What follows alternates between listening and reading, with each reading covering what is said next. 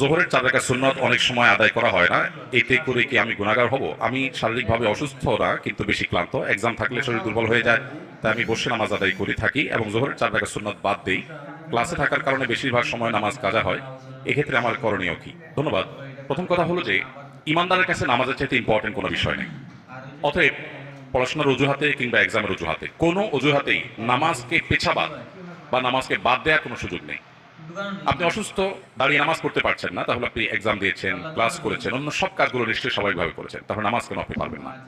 আজকাল বিশেষ করে একটু কষ্ট, একটু শরীরটা মেজমেজ করছে, একটু খারাপ লাগছে, এই অজুহাতে চেয়ার টেনে বসে নামাজ পড়াটা ফ্যাশনের বিষয় পরিণত হয়ে গেছে। মসজিদ দেখলে বোঝা কঠিন, এটা কি আকিস প্লাস্টিকের দোকান না মসজিদ? এই জন্য আমাদেরকে নামাজ পড়ার ক্ষেত্রে লক্ষ্য রাখতে হবে যে আমরা যেন কোনোভাবেই, যতক্ষণ আমার শক্তি সামর্থ্য আছে, আমি শুধুমাত্র একটু শরীর খারাপ করছে, একটু ভালো লাগছে না,